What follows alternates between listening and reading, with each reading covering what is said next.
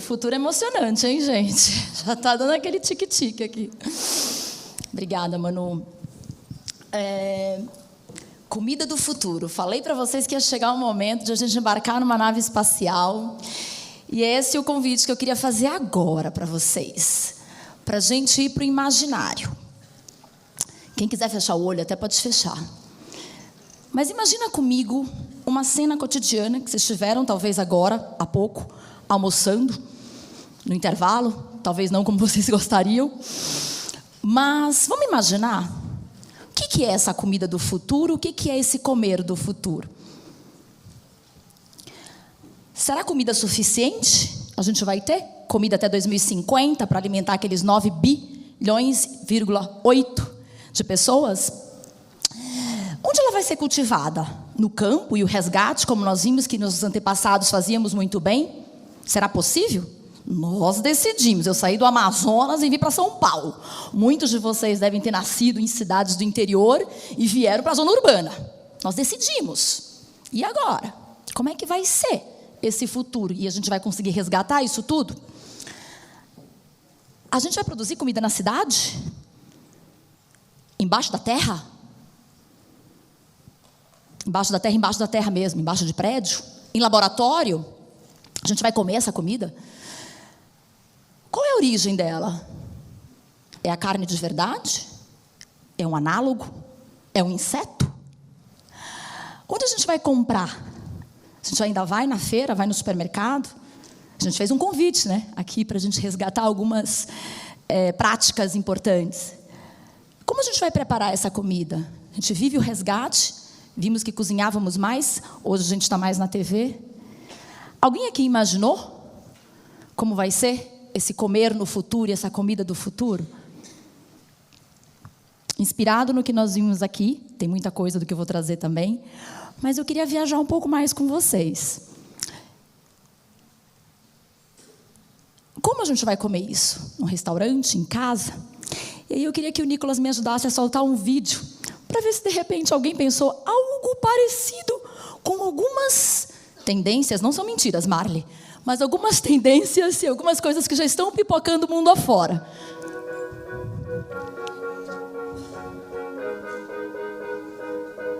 Dá para aumentar? Dá para ampliar?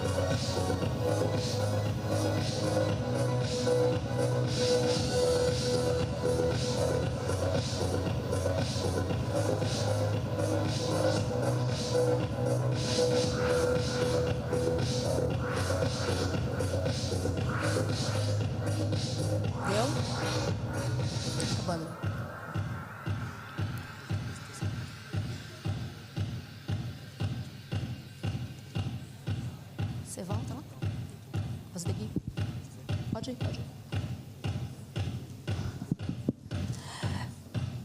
Será que os Jetsons estavam certos e o futuro é meio tecnológico? Calma. Muita coisa ainda vai rolar nesses meus 40 minutos. Provavelmente muito da tecnologia vai nos acompanhar. Falei ontem na abertura que muito do ser humano mudou. A gente não está preparado para viver com tudo isso, parece tudo muito bizarro. Os Jetsons previram, né? Eles lá nos desenhos animados trouxeram uma impressora 3D. Eu mostrei para vocês aqui que é algo que já está acontecendo. Isso aqui é 2016, gente. 2016, em Barcelona. Esse episódio é do lançamento em Londres. Todos os utensílios feitos com impressora 3D. Diferente dos Jetsons, a gente não tem impressora 3D em casa ainda. Eu já comi macarrão de impressora 3D no Vale do Silício, que é bem curioso, mas não é algo que é acessível e que está para todo mundo, né? Mas algumas experiências engraçadas eu trouxe para vocês, para compartilhar com vocês do que eu já vivi. E para a gente discutir um pouco a polêmica disso tudo. Isso aqui é o X-Café, que é no São Francisco. Todo motorizado, não tem um ser humano para te atender. Esse outro aqui é o Eat S.A., uma cadeia que está começando a se formar nos Estados Unidos também. Toda computadorizada também, sem um ser vivo. Óbvio que no restaurante, desse caso, tem gente lá em cima produzindo. Mas aqui você paga, você escolhe. Depois, eu não sei se vocês estão vendo ali naquele último vídeo, vem com o meu nomezinho no painel, dizendo de qual cuba eu tenho que tirar minha comida. E todo o serviço automatizado. Quem já foi aqui comprar comida ou alguma coisa na loja da Zait? Aqui no Itaim. Uma pessoa lá atrás, eu. Conhecem? Então, o mundo está mudando muito com a tecnologia, para o bem ou para o mal. Isso está se transformando, né? E a gente precisa entender alguns mecanismos. Quando a gente pensa em comida, olha esse restaurante lançado ano passado em Boston. 4 estudantes do MIT se juntaram com um chefe do Guia Michelin e trouxeram um restaurante todo robotizado com as receitas de alto padrão, 100% robotizado na cozinha, né? E o mais legal, cada bowl desse, com receita do Guia Michelin, $7, popularizando a gastronomia, né? Eu acho que o nome dele, do restaurante, não sei se está no início, mas enfim, é um restaurante em Boston. Será que o futuro, então, é food tech? Será que a tecnologia é tudo que a gente vai ter no futuro? Que negócio lá de agricultura ficou lá no passado? Será? Ou será que as coisas vão coexistir? Quando a gente fez a pesquisa para vocês, parece que a gente tem medo de tecnologia na nutrição. E é muito controverso. Quando eu mostro aqueles 3 vídeos, dá discussão não para nutrição, mas para uma polêmica até do futuro das profissões. A gente vai perder campo de trabalho para o robô? Muitas profissões vão deixar de existir. E alguns mecanismos, sim, vão ser robotizados. O que eu quero trazer para vocês aqui hoje é um olhar esperançoso. Se a tecnologia, a gente já adotou essa tecnologia, porque a gente está no celular, a gente está viajando de naves espaciais, praticamente, né? Daqui a pouco para Marte. Se a coisa está rolando, como que a gente na nutrição tem um senso mais crítico, começa a equilibrar isso tudo? Olha que legal o que algumas tecnologias já estão fazendo pelo mundo e pela nossa alimentação. Opa! Você coloca lá o outro? Esse. Vocês lembram da polinização que a gente aprende na escola? E que a abelha é um dos bichinhos que mais, né, pode ser polinização pelo vento, pode ser pela água, e alguns animais, e a abelha é um dos bichinhos que mais ajuda nessa polinização e para trazer essa diversidade do plantio. E com o clima aquecido, com toda a dificuldade, está difícil. A gente tem menos, né, abelhas ali disponíveis. E olha o que esse processo de tecnologia ajuda, não só na polinização, mas também em áreas de desertos alimentares. Pode colocar? Rapidinho, assim, só para ilustrar. Vocês estão vendo? Acha ele lá. Olha quem é. Tem som, mas não precisa. Quero só achar ele. Está ali ele. Está devagar. Mas aqui, ó, é um drone, né? É um drone trabalhando para favorecer essa diversidade. Como a gente interferiu, o ser humano interferiu no planeta e mudou muito do que existe naturalmente, Talvez a gente não consiga naturalmente resgatar tudo. E aí a tecnologia vem, de certa forma, a ajudar a gente com o estrago que a gente vem fazendo. Pode mudar. Com o estrago que a gente vem fazendo. Aplicativos para desperdício. Alguém aqui conhece o Comida Invisível? Quem baixa e quem já doou banana para restaurante, quem já fez algum tipo de processo nesse sentido? Eu tive restaurante durante 15 anos. E dói porque pela legislação antes a gente não podia doar alimento. Eu tinha um buffet, sobrava de arroz integral, sobrava assim, quantidade enorme de alimento bom, e eu não podia doar. Hoje, primeiro que a legislação já mudou por influência política, nesse sentido, e porque também a tecnologia veio para aproximar isso tudo. Antes eles não tinham para indivíduos, era só supermercados, bares, restaurantes, lanchonetes, e hoje o Comida Invisível vai para cada um de nós. Então, se você produz, você pode aproximar e você pode evitar todo aquele desperdício que foi falado aqui, que impacta o planeta.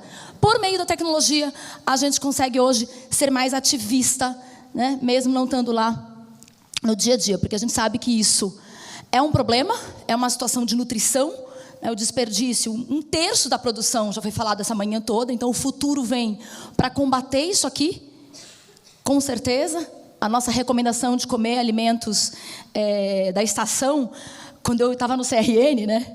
Aí vinham lá as comunicações, coma frutas da estação. Gente, isso faziam 4 anos na minha vida só. Eu não conseguia entender o poder daquele coma frutas da estação, há 4 anos atrás. Para mim, aquilo ali era banal.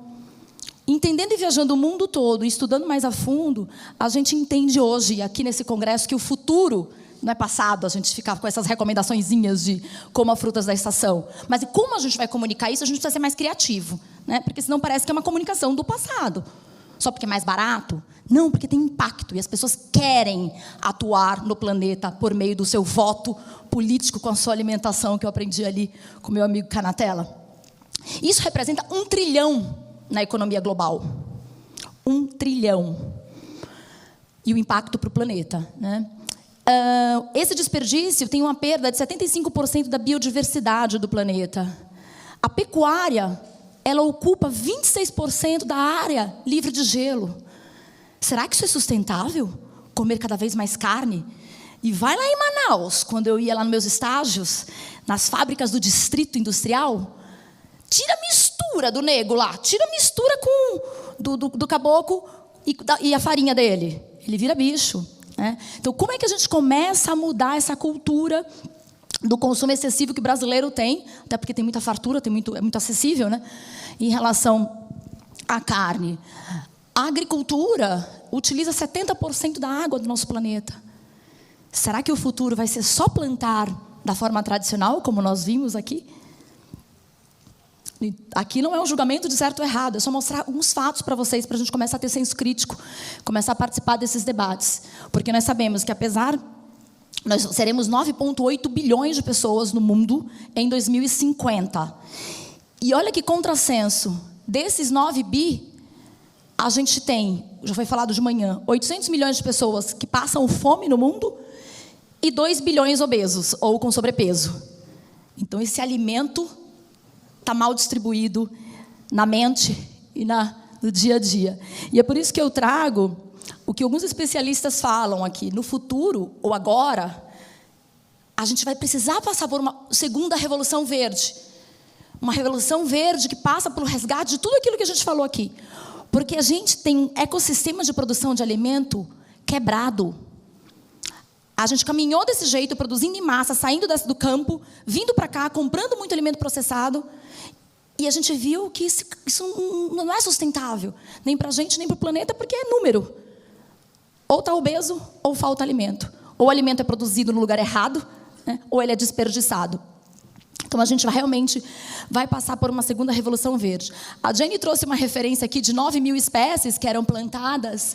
Esse Richard Horsey, do Ugly Food, traz que a gente tenha 7.000. E a gente discutindo falou, são várias as referências, mas o que interessa é que de 7.000 espécies, 9.000 para 3, trigo, arroz e milho, do que a gente resumiu, e ela mostrou muito bem, e foi isso que a gente caminhou, o futuro não vai poder ser assim.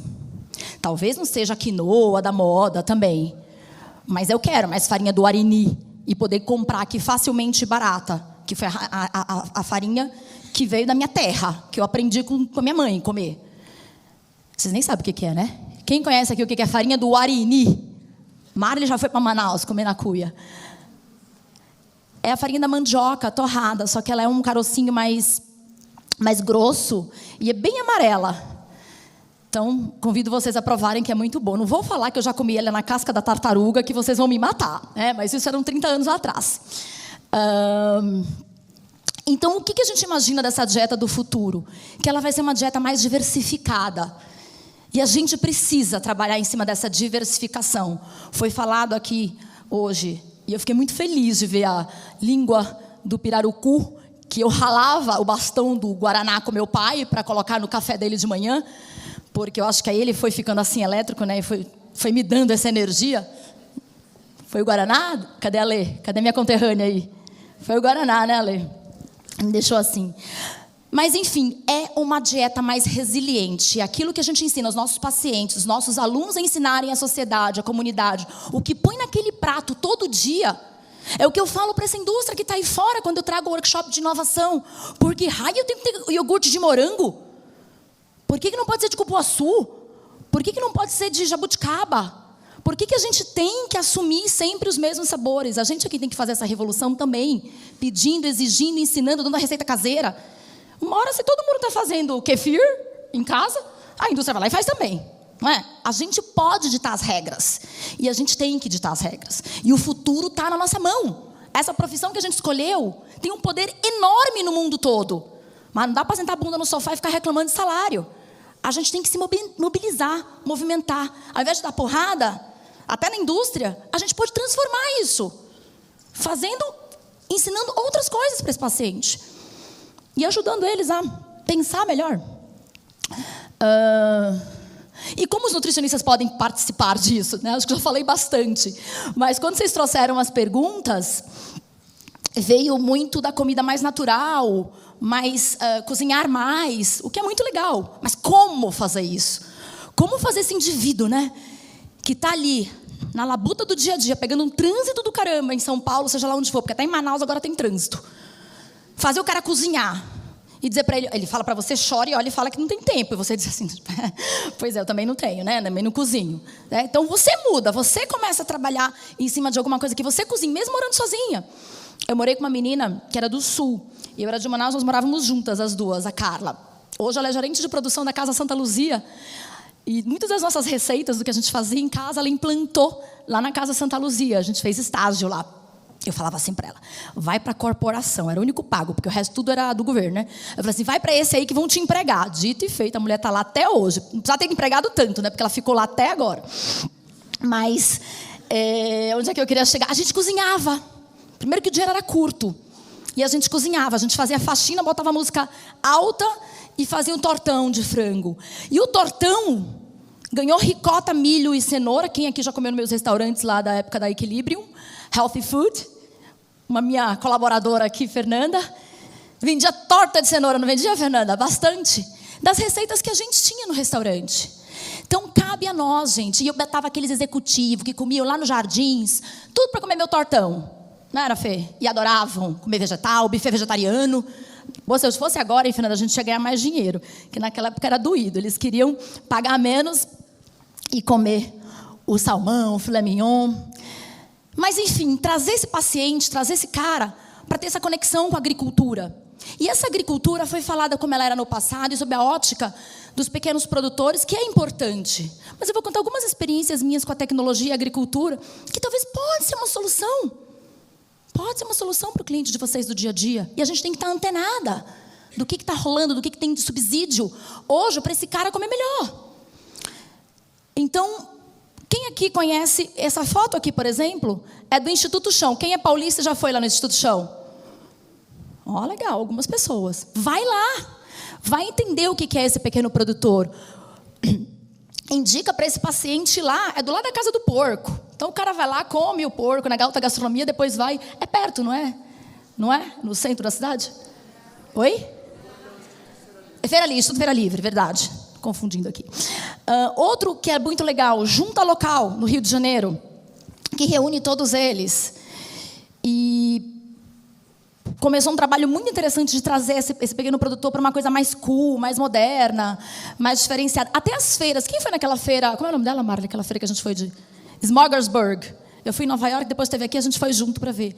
Um monte de empresa, de restaurantes pequenos que vão lá expor. A gente está em contato com esse cara, esse empreendedor, que está ali começando, trazendo uma culinária diferente, trazendo coisas diferentes. E a gente não, vai só, de repente, no restaurante, que a gente vai toda vez a mesma coisa. Então, a gente precisa mudar um pouco mais isso. Esse aqui é a fruta imperfeita, que já tem no mundo todo, mas aqui no Brasil tem os brasileiros que têm a fruta imperfeita. Fruta imperfeita para quê? Para venda, mas não para consumo. E olha o que a tecnologia faz. Manda na tua casa. Você pode fazer uma assinatura de cesta online. Quem conhece Raízes? É um outro que trouxe com um pouco mais de glamour. Eu assino eles. Mas tem um custo diferente. Mas também, primeira vez que eu tive acesso, meu filho é um brócoli, que eu esqueci o nome do brócoli, que está agora na estação. Romanesco. Tá vendo? Estou aqui com só Tecla SAP. Chefe Tecla SAP. O brócolis romanesco. Eu juro para você que eu nunca tinha tido contato, eu mesma. Assei o bichinho, ficou meio esquisito, mas, enfim. Raízes chega na tua casa toda semana e você pode indicar para o teu paciente. Para ele entrar e começar a ter acesso. Você pode pular a semana. Eles mandam para você no WhatsApp. Sua cesta chegou legal? E depois te manda dicas sobre o brócolis. Eu não li todo o texto, por isso que eu não lembrava. Mas, enfim. Esse futuro, gente, ele já está acontecendo, né? E onde ele já está acontecendo? Também nos restaurantes. Esse aí você vai gostar. Esse aqui é o Silo. É um restaurante no Reino Unido que fez 100% tudo aproveitável. Tudo. E eles não compram de ninguém que não tenha selo dessa questão do aproveitamento. Toda a mobília é sustentável. O lixo vira adubo. Não tem cesto de lixo no restaurante. E aí tem umas coisas muito loucas, né? Assim, do soro do leite, que vira a casca de pão, que vira outros alimentos. Então, vale a pena estudar um pouco mais sobre eles. É o primeiro restaurante desperdício zero, é o claim que eles fazem. Não sei se é real, mas é o primeiro restaurante desperdício zero. A gente falou também de resgate da comida, né? Não sei quem te conhece, quiser turismo, vai lá no meu amigo Felipe, restaurante Banzeiro de Manaus, que eu ia com meus pais. Aí um cara lá, chefe novo, bonitão, veio para São Paulo, deu um toque de gastronomia, mas eu trouxe essa foto só para mostrar o meu filho. A gente vai muito para Manaus, né? Com os meus pais e tudo mais. E a gente vai para a beira do rio, come peixe com a mão, farinha. A conexão emocional desse moleque, com essa costela de tambaqui, comendo na mão e chupando a costela, era lindo de ver. E o futuro passa por isso, né? Passa por essa transformação. O cara veio para São Paulo, abriu no Tabapuã, chiquerésimo, deu umas mudadas na receita lá, mas o cara tem uma sardinha frita a R$13, que é acessível. Então, fiquei feliz de ver a língua dele e isso aqui também, né? O futuro dessa gastronomia, se você entrar aqui, dorme lá em 2000, na época que eu estava fazendo lá mestrado, na USP, no bandejão da USP. Dorme e acorda hoje, em 2019, entra no futuro refeitório. Quem conhece? Eu já estou bastante, é legal. Você vai dizer assim, isso aqui é o futuro? Coisa mais esquisita. Mas gente... Plant-based, tem bicho também, eles colocam assim no cardápio, né? O cardápio combo íntegro, o cardápio onívoro e o cardápio sanduíche. Então, plantas, animais. Bastante roots, a forma que eles colocam essa alimentação do futuro, e num bandejão. E mesa compartilhada. Então, como a gente traz esse resgate? E o futuro é isso, porque o futuro é mais sustentável. O futuro é a gente ensinar a comer mais planta e de forma diferente. A gente foi servir lá no Gastromotiva. Depois, uma das empresas que vão mostrar para vocês algumas... 4 empresas vão fazer um pitch depois dessa minha apresentação. E o Gastromotiva fica no Rio de Janeiro. É de um super amigão da Manu, que deu para a gente um dia, deu a oportunidade de a gente servir as pessoas que estão lá. 100% doação, o Gastromotiva. O David Hertz, junto com o Máximo Bottura, idealizou esse tal refeitório. Tem em outros lugares do mundo, e o Brasil é um deles. E lá, além de ter todo um painel artístico, trabalha com a arte, um lugar super descolado, bonito, moderno, com design, mas serve pessoas vulneráveis, né, em estado de vulnerabilidade social. E tudo lá é doado. E olha que moderno, que futurístico o negócio. Quem cozinha está aprendendo. Então você pega o mesmo espaço, usa doação de comida, você tem que ser criativo para trabalhar com o que rola, o que tem no dia. As pessoas que estão ali estão sendo treinadas para ser chefe e alimentam uma população que realmente precisa, né? Então uma economia praticamente circular ali dentro. Então, mostrando o futuro em diversas áreas. Esse aqui é o Gastronomia Periférica, que faz tudo isso também em favelas, né? Mas o que vocês pensam do futuro? Eu trouxe alguns insights aqui da tecnologia, da educação, desse resgate não purista, talvez, da agricultura. Vocês falaram, cozinhar mais e uma comida mais natural. É a palavra do século, agora do momento, né? As indústrias todas querem ser mais natural, a gente quer falar de naturalidade, mas ou coisa complexa, que parece simples, mas é muito complexa, como definição. Isso veio muito impulsionado por um jornalista. Olha isso, não, gente? Um jornalista influenciou toda uma cadeia de outros jornalistas e de cientistas. Foi Michael Pollan. Eu estive numa conferência, ele largou a comida, né? Vocês sabem. Agora ele está nos psicodélicos. Essa naturalidade eu também fiquei interessada. De repente, né, gente? Vai que eu fico mais calma nessa naturalidade aí. Mas, enfim, ele largou a comida.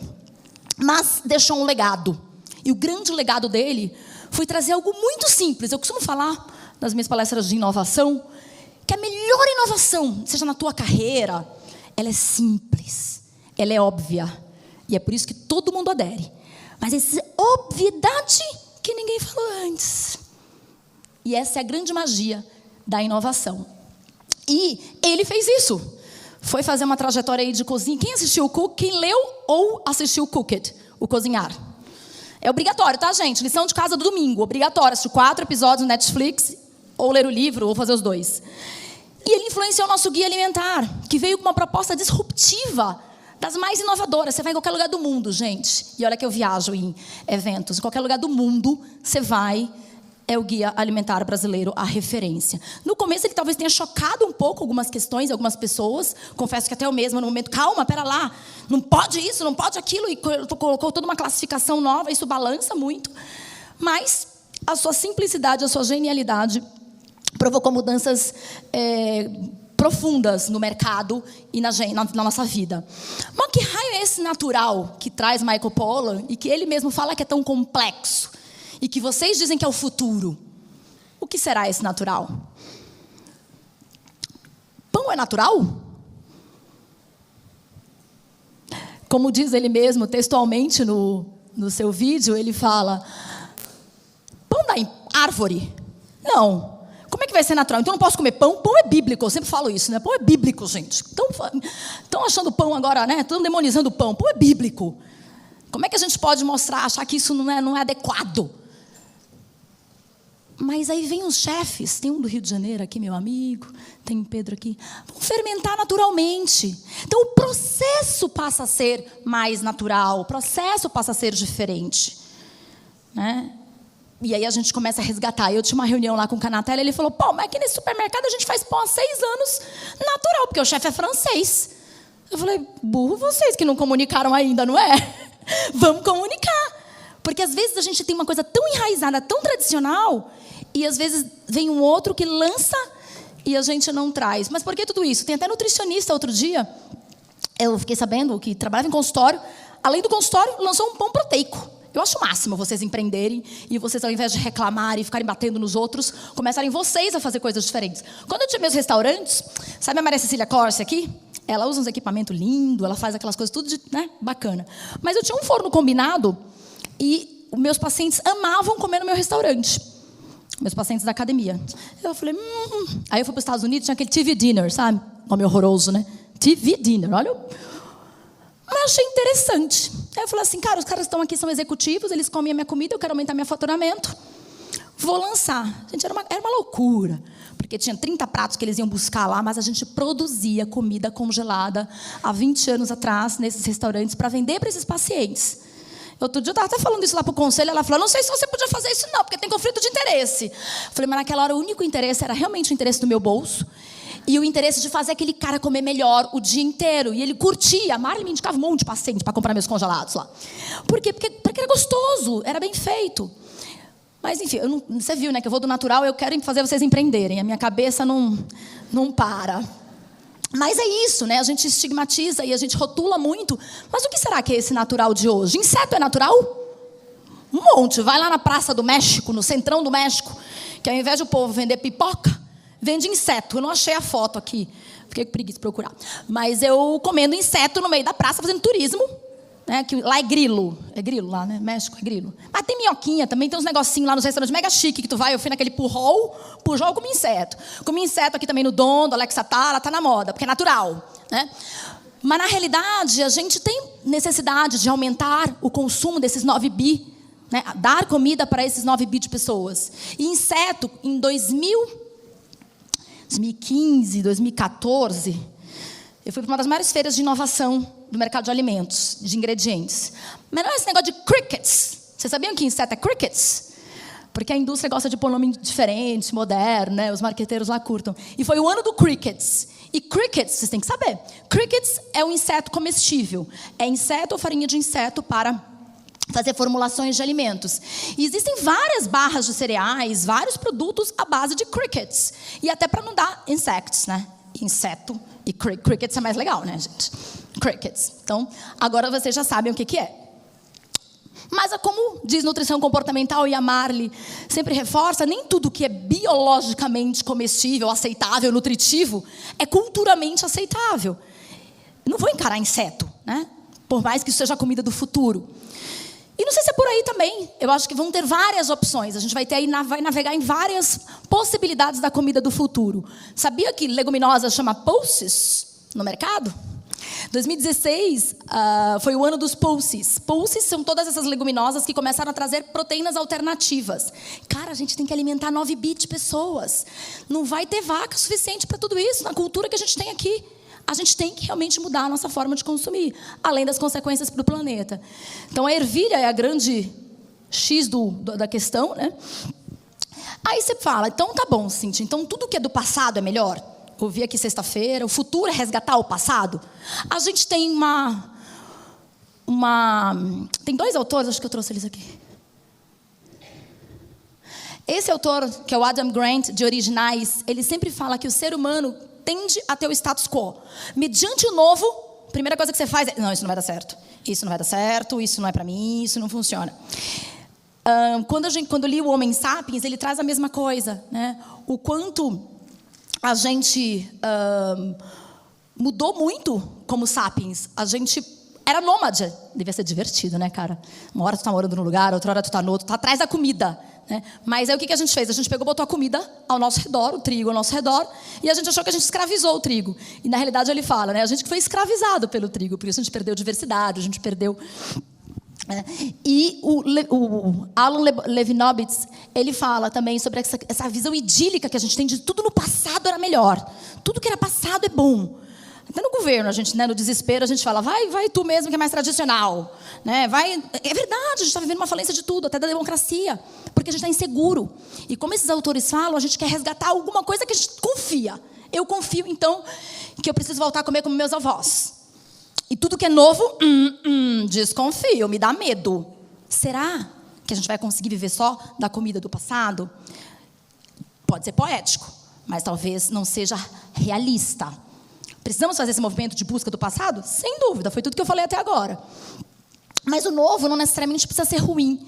O futuro pode ser divertido, pode ser conviver. A naturalidade que eu tinha no passado e que Michael Pollan faz um chamado para o mundo, os nutricionistas embarcam, as recomendações mudam, bacana. Aí o teu paciente chega e fala, mas como? Como eu trago isso? Como eu faço isso? E, de repente, a tecnologia está se mostrando que pode fazer isso. Tem alguns estudos que falam sobre a sociedade millennial, né? Os jovens têm um repúdio a tudo que é grande. E, inclusive, as empresas grandes perdem, né, o carinho desses consumidores porque é grande. Aí eu pergunto, quando o grande compra o pequeno, tu passa a odiar o pequeno? E aí, gente, eu vou falar para vocês. Todas essas empresas de alimentos que eu dou muita consultoria, Quando você pergunta um dos sonhos do cara, ele não nasce, ele nasce querendo fazer um produto, uma bebida vegetal, porque o filho dele teve intolerância, ele nasce com muito propósito. Mas depois que ele entra no negócio, o que ele quer fazer no final do dia? Crescer, ampliar, distribuir, fazer que todo mundo conheça. E ele quer vender. Faz parte. E aí depois ele deixa de ser bom. Só para a gente ampliar um pouco a nossa visão, nossa cabeça, nosso pensamento crítico. Porque no final do dia, nas indústrias ou nas empresas, são é gente que faz. E se você está trabalhando lá dentro, ou se uma empresa, outro dia eu conversei com um cara, ele falou assim, meu pai é líder de uma produção de um alimento aí, X, eu não quero produzir mais isso. Gente, pessoa com propósito de negócio. Eu quero começar a fazer outros produtos. Você me ajuda? Para onde eu vou? Então, as gerações vão mudando os propósitos também das companhias. Porque no final do dia, quem está ferrando o planeta, queimando a Amazônia, é gente, somos nós, é o ser humano. Então, vamos questionar um pouco isso e tentar trazer esses diálogos. Falaram muito para a gente sobre diálogos, né? Da importância disso tudo. E não olhar para essa inovação como algo do mal. Eu estudei marketing, fiz 2 anos e meio de MBA em marketing. E lá não tem nenhum demônio querendo vender qualquer coisa para ganhar dinheiro. São estratégias e que, aliás, quem estava no meu marketing digital aí no almoço, já começou a praticar aí, fazer várias coisas. A gente precisa usar o marketing de forma positiva, usar o capitalismo para construir empresas com propósito. E você pode ser um fundador de alguma coisa ou trabalhar nisso, né? Então, não ter essa visão idílica de que só o que é passado, só o que está lá atrás. A gente pode construir um futuro melhor. E eu vou dar um exemplo para vocês, que eu tenho uma galinha. E a minha galinha chama Marilu. E eu ainda não fui visitar ela lá com o Tomás, que eu ando muito ocupada com essa nutrição comportamental, mas eu vou. Vocês imaginaram eu ter uma galinha? Toda semana tem ovo da minha galinha, se vocês forem lá em casa. É sério, tô falando sério. Eu comprei, tá num sítio. Além da galinha, tem uma parte de terra plantada que dá banana, dá umas folhas. E toda semana vem essa comida para minha casa. E eu posso visitar e passar o dia no sítio, que eu ainda não fui, por causa do tempo, né? É uma empresa de um francês, que ao invés de reclamar, foi lá, loteou a terra dele inteira, e ele aluga pedaço de terra que você planta, você acompanha. É um pouco fictício, né, gente? Mas eu posso ir lá visitar a Marilu. E eu como os ovos dela. Tecnologia. E o campo. E uma fazenda embaixo daqui? Plantação de alface. Futurístico, né? Será? Será que tem no Brasil já isso? Tem? Quem já comeu aqui alface plantada nessa luz rosa? Estava lá na Revolução, né? Vocês estavam lá, sabendo. Então, isso aqui eu fui visitar, aqui perto do CEAGESP, uma fazenda vertical, onde a plantação é toda feita com economia de água, de luz solar e principalmente da maior riqueza, da terra, que eu mostrei para vocês que está em déficit, né? E essas fazendas já existem, assim, prédios enormes com subterrâneos inteiros, produzindo comida para quem está trabalhando em cima. Lembra quando eu falei do futuro da comida, onde ela vai ser plantado? De repente, embaixo da terra. E aqui vai ter um pitch também para vocês, muito legal, de quem já está fazendo isso no Brasil, tá? Então vou deixar aí, mas essa luz rosinha é uma mistura, na realidade, de 2 luzes que intensifica a questão da clorofila da planta para conseguir ter uma produção mais rápida. Ai, Cíntia, mas a gente está mudando a natureza. Bem, isso aqui não cabe, a gente discute, eu só estou mostrando o que está acontecendo no futuro. As questões ideológicas, né? O interesse aqui, por enquanto, é que essa tecnologia talvez possa aumentar a produção desses vegetais. E não vamos muito longe, aqui não é com LED, mas isso aqui é horta, num ponto de venda do Pão de Açúcar. Uma horta que você vai lá, corta e leva para casa seu alface.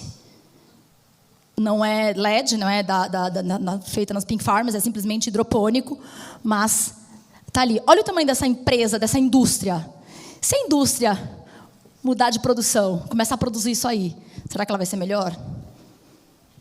Será que ela está resgatando o passado? Será que ela está sendo muito futurística? Ela está mudando a natureza?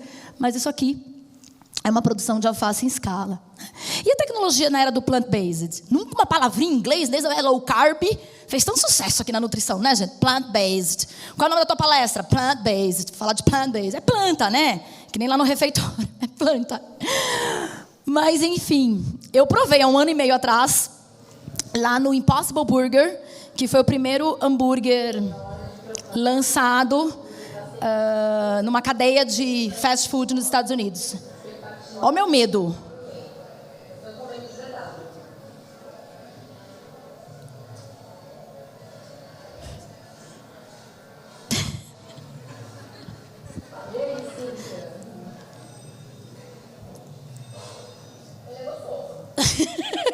Acho que eu não fui convencido, mas ele tinha uma coisa muito textura, muito solada para tentar ser o hambúrguer do restaurante, da lanchonete, né? Mas ele está aqui, altamente processado, um produto que vem atender uma demanda que muitos nutricionistas amam e caíram, e a sociedade, você vê o que aconteceu, né?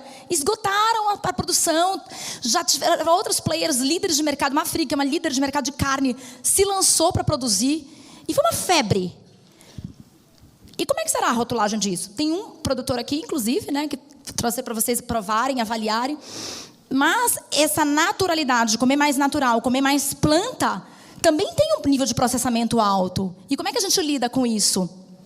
Tudo bem ser vegano é mais saudável e eu estou comendo mais... De repente tem rotulagens melhores. E ok, tomara que essa indústria também melhore o número de ingredientes que eles vêm trazendo. Mas ele está aí. E olha esse mercado, gente. Aquele Impossible que eu comi lá atrás... foi lançado lá na Bolsa de Valores. E os caras tiveram uma valuation enorme. Mas o que me assustou mesmo foram esses caras aqui, que com 3 meses de empresa, valem 100 milhões. E a gente que está fazendo isso, né?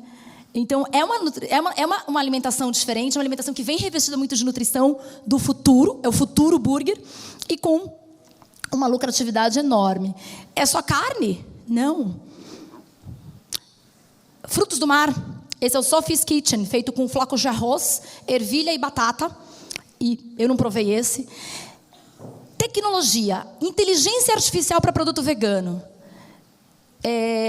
Not Mayo, 2 chilenos, um cara especialista em tecnologia, avaliou o que os consumidores identificavam de sabor gostoso numa maionese e lançaram um produto 100% vegano. E sabe como é que eles conseguiram identificar? Notas de beterraba, notas de limão, por meio da inteligência artificial. Um algoritmo que eles batizaram de Giuseppe, que é o Giuseppe em homenagem àquele pintor italiano, Giuseppe Arcimboldo, enfim. E essa maionese já está disponível no mercado brasileiro. Jeff Bezos, nada menos que ele, investiu aí um bom dinheiro e eles estão exportando para vários lugares. Então, só mostrando um pouco do que é tecnologia. Mas é isso, gente, o futuro vai ser vegano? Eu não acredito que ele vai ser vegano, mas a gente vai começar a comer mais proteínas alternativas, sem dúvida, né? Mas eu gosto muito dessa afirmação de Claude Fischler, que fala que o homem é um onívoro. Michael Pollan também fala isso, nós somos onívoros. Que se alimenta de carne, de vegetais e do imaginário. A alimentação conduz à biologia, mas não se reduz a ela. O simbólico, os signos, os mitos, os fantasmas também alimentam e concorrem a regrar nossa alimentação. Então, eu acredito que quando o Futuro Burger veio, não é nem só uma questão de plant-based também, mas é uma questão da novidade, né? Eu quero saber o que é novidade. Ellen Satter fala que uma das grandes questões, antes da nutrição, a novidade. Eu quero provar, eu quero entender. Nós somos exploradores de comida. E o futuro nos reserva bastante disso.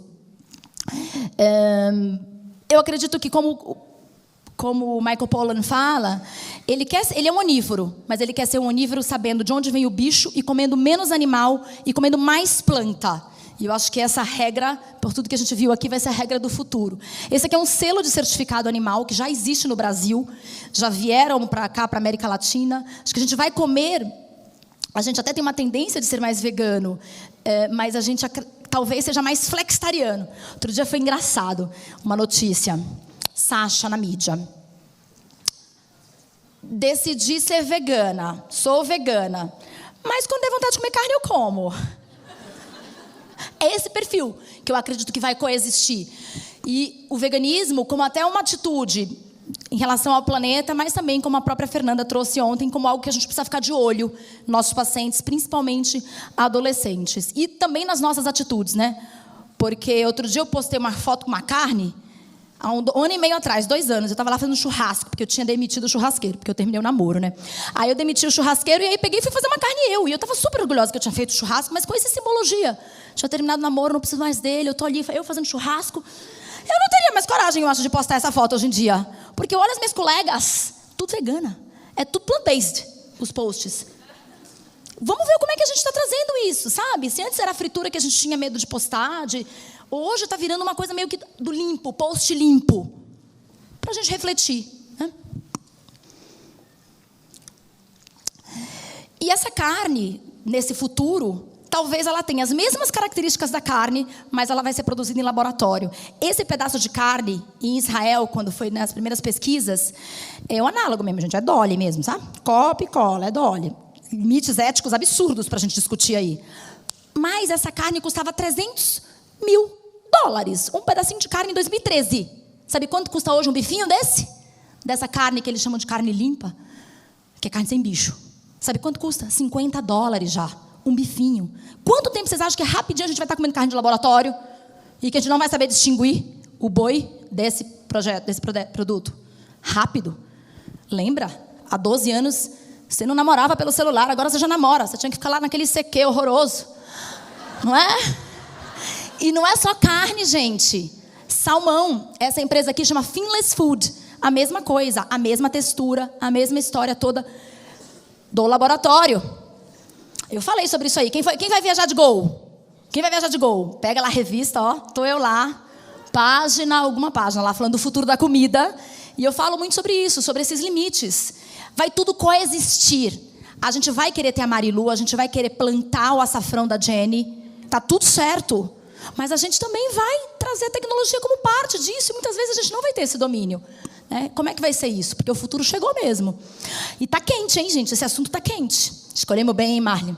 Foi lá atrás, mas nós escolhemos bem. Essa semana, Galileu é mais antiguinha. Essa semana, Revista Exame, o futuro da comida também. Falando tudo isso que eu estou falando aqui para vocês. A palestra estava pronta há mais tempo, né? Mas estão todos lá. Então, o futuro da comida é o quê? É diversidade, é experiência, é cultura, é resgate, é resiliência, né? Que traz pela diversidade. Também é passado. Mas não tenham medo, minha gente. É ciência. E essa tecnologia também é ciência. Vai coexistir. É fato. Né? Só que o food tech não é a solução, como esses startupeiros muitas vezes falam. Não está só ali. É parte do processo. Ninguém vai comer amanhã, que nem aquele meu primeiro slide, aquele meu primeiro filme. Né? A gente vai, de repente, ter uma startup, como na Indonésia, que para combater aquele desperdício, um adesivinho barato, patenteado por eles, garante que a fruta dure 15 dias a mais na nossa geladeira, através de uma enzima do adesivo colado na fruta, e que a gente vai ter esse impacto mais positivo. Não é bacana? Tecnologia, ciência. Esse aqui é demais. Eu não tenho vídeo. Chama Silo. É da Amazon. Você compra os alimentos, coloca nesses potinhos Silo, ele tira o ar, fica hermeticamente fechado, com a atmosfera controlada, não estraga. Mas o melhor de tudo, melhor não, né? Melhor para o Amazon, não para a gente, mas enfim. Ou para quem não tem tempo também, que vai chegar em casa, quer cozinhar, não encontra o alimento. Ele avisa, está conectado com a Amazon, avisa quais alimentos estão em determinada quantidade para acabar e vem automaticamente para a tua casa. O futuro da compra de alimentos também pode ser mais automatizado. Esse aqui, fantástico. Conversei com o Thomas Ong mais cedo e ele falou, olha, já tem um cara na USP estudando isso. CRISPR. Alguém conhece? Estudando DNA de algumas bactérias, começou-se a identificar esse CRISPR, que é o quê? Uma parte onde ele, como ele falou, né, tem uma precisão para direcionar o DNA. Então, eles conseguem identificar e fazer um corte. Você tem a tesourinha ali, um corte específico na fração do DNA, identificar, e a partir dali, aquilo que dá doencinha no tomate. Então, ao invés de usar aqueles Frankenstein, transgênico, aquele negócio que a gente tem medo, eles fazem uma modulação, a partir daí, não é transgênico, é simplesmente o que eles chamam, eu falei de modulação genética, ele falou direcionamento, precisão genética, que é algo que interfere muito menos na no bioma, né? Na biodiversidade. E aí isso foi capa da Wired, que é uma das maiores revistas de tecnologia.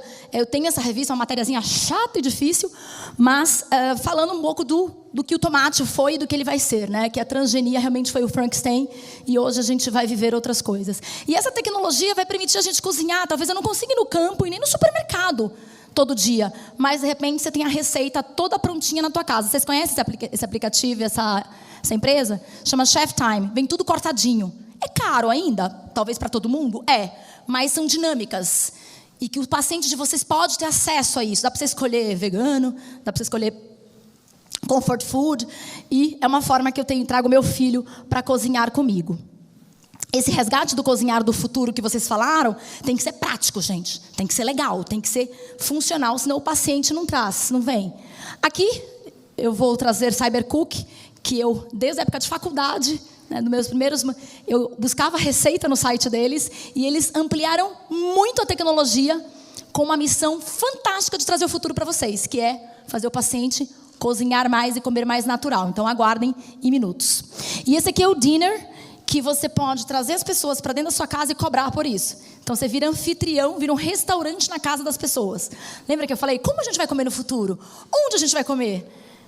Então, de repente, nossa própria casa vira um empreendimento. E esse aqui é um restaurante na China, de um chefe chamado Ultraviolet, que é de um chefe chamado Paul... Esqueci. Paul... Isso tudo são telas ao redor, uma experiência mindful. Todas são telas ao redor, e o que você pode fazer? Você pode comer e escolher o menu, por exemplo, de frutos do mar. Aí atrás são imagens de frutos do mar, o aroma e o barulhinho todo é de frutos do mar por meio da tecnologia, sem você estar no mar. Gente, a resolução dessas TVs, eu estive agora, cadê a Mari? Está aí? Mari, você está aí? Nós fomos para uma feira de inovação e a última tecnologia dessas TVs estavam lá na LG. E eu entrei. Se parece que realmente, com tudo aquilo que você tem em 360, você está no fundo do mar. Uma coisa assim, de precisão absurda. E essa tecnologia que eles usam lá. Né? Não fui para a China, lá com o Paul. Fui ainda, mas vou, quem sabe. E aí toda a experiência mudando a forma como a gente come. Doido, né? Assim, eu prefiro ir lá para o mar, na barraca do seu Zé, comer aqui em São Paulo. Pode ser mais legal mesmo, né? Tudo bem, eu vou pisar na areia. Ok, mas vocês precisam saber o que está acontecendo no mundo. E que talvez não seja um futuro tão longe. Talvez os Jetsons não estavam tão certos assim. Mas vocês mesmas, quando falam de comida do futuro, já falaram em nutrigenética, nutrigenômica. Eu consegui captar só uma parte da palestra do Dr. Thomas aqui. Porque, de fato, gente, cabeção, né? Difícil, profundo. Mas vocês estão falando que isso é o futuro. E se vocês estão falando que é o futuro, a gente precisa entender não só na comida, mas a interferência que isso tem também na nutrição. Quem aqui já foi hackeado? Quem já foi hackeado? Mas não é do celular, não, nem no banco. Hackeado no corpo. Quem já fez biohacking? Quem já fez teste de DNA? Você sabe que lá na China pode ter uma Malu Bastos, né? Os dados vão para... É um problema isso, a privacidade está morta. É muito doido, mas eu também sou doida, Malu, que nem tu. Por isso que eu sou tua amiga. Fui lá e dei de graça. Fiz de graça, dei de graça lá o biohacking. E esses testes, gente, eu fui numa feira de inovação, uma coisa doida. Você passa lá, test, do you know biohacking? Sabe aquela que nem gluten free, vegan, não sei o que lá? Agora é assim, biohacking. É assim. E eu vi isso acontecendo, mas o Mindful também estava super presente lá. Ônibus, para a gente meditar dentro do ônibus. O que eu quero dizer também? Coisas que coexistem. Não é um caminho mais só. Eu sei que está esgotado, estou terminando. Então, testes que... Olha o impacto disso. Esse teste aqui é de um cara que é ex-dono de uma indústria de alimentos. Ele lançou um projeto que ou pelo celular ou pelo teste de sangue, depois ele manda as marmitas, tudo para você. Porque ele rastreia quem você é, como se o meu biohacking fosse ditar tudo que eu quero comer. Esse negócio de preferência, cultura alimentar, lá não está muito... Não, tá? Será que esse é o futuro? Não acredito, tá? Acho que isso é uma modernidade e um modismo que vem junto, né? Mas tem gente que até já achou pai também, sabe? Já achou pai, já achou irmã. A minha irmã americana já achou irmã por meio do 23andMe, fazendo teste de DNA. ela conseguiu localizar a irmã. Então, os limites são meio loucos. Mas esse aqui eu acho muito interessante. Quem tem paciente diabético, trabalha com diabetes? Boa, olha isso aqui. Sabe aquela picadinha lá que ele dá para ver o teste de glicemia? Já imaginou uma tatuagem fazendo isso? Chama Derma Abis. São médicos de Harvard, junto com pesquisadores do MIT, se juntando, e aí através de fluidos... Gente, é difícil. Fluidos intestinais, eles conseguem avaliar toda uma estrutura de coloração, e a partir disso, eles deixam mais azulzinho, mais roxinho, conforme o açúcar vai subindo no sangue. Sensacional, né? Já existe. É o futuro, não só da comida, mas o efeito da comida no teu corpo, né? Da nutrição. E esse aqui eu achei também divertidíssimo, está no final. Você consegue colocar, Nicolas? Não.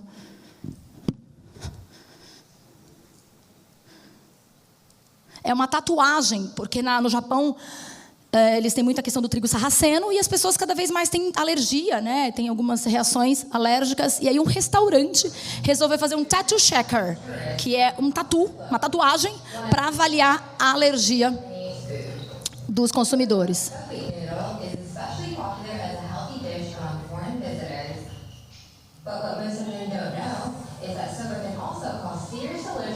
Falando que ele causa reações alérgicas, tipo o amendoim, né?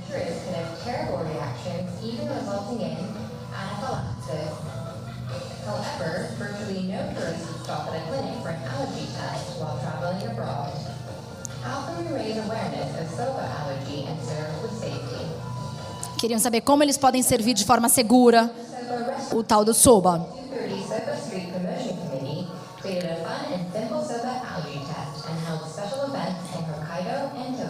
Em Hokkaido e Tóquio, eles lançaram vários eventos.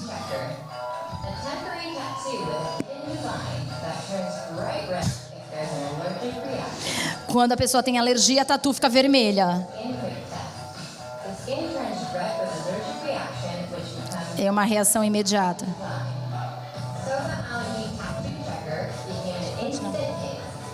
Pode falar.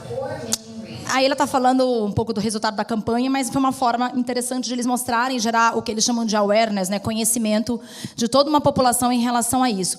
Por meio, de novo, gente, é um problema que vocês têm no consultório, é um problema do dia a dia. E hoje a gente faz testes caros, eu não sabe como detectar, e de repente é uma tatu, né? Então, lembrando que isso também interfere na nossa área da nutrição. Pode passar? E esse último é um estudo que eu achei muito bacana da Malmö University, na Suécia.